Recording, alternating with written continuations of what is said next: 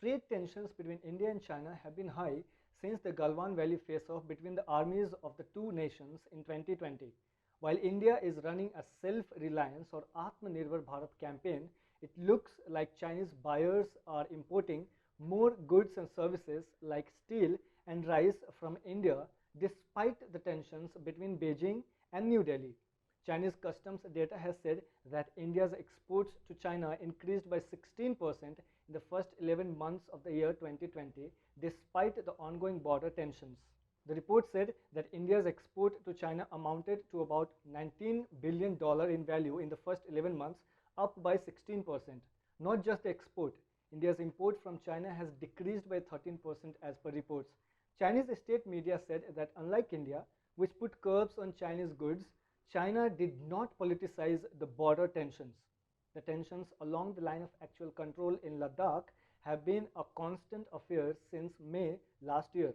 The Chinese mouthpiece Global Times reports suggest that fall in Chinese exports to India was also the result of decreasing internal demand in India because of the coronavirus pandemic. As per reports, the decrease in Chinese exports to India is due to measures like increasing tariff barriers and restrictions on the inflow of made-in-China products into India. It all began as people started boycotting Chinese products in Indian market due to border tensions at LAC, and also because the Prime Minister gave a call for Atmanirbhar Bharat. Despite all the border tensions between the two neighbors, China for the first time in decades started importing Indian rice.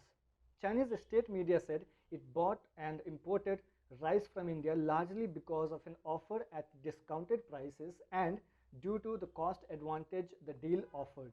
According to a Reuters report, Indian traders agreed to export 1 lakh tons of broken rice for December and February shipments at about 300 million per ton on a free on-board basis to China. Xiao Shenwei, editor-in-chief of cngrain.com, a website specializing in grain news, told the state media that the purchase was purely commercial move. He said the price of the Indian rice at 300 million per ton is far cheaper than that of its domestic counterparts. Now let's take an example of steel exports to China.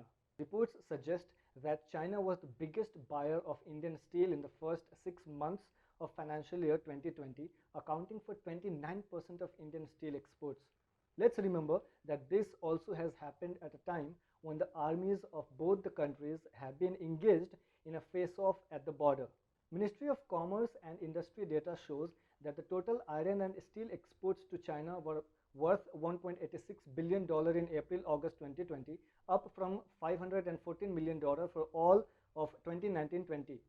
Reuters report says that China bought 1.9 million tons of India's 6.5 million tons steel exports during April-September. Now this is the highest steel export to China in at least 6 years.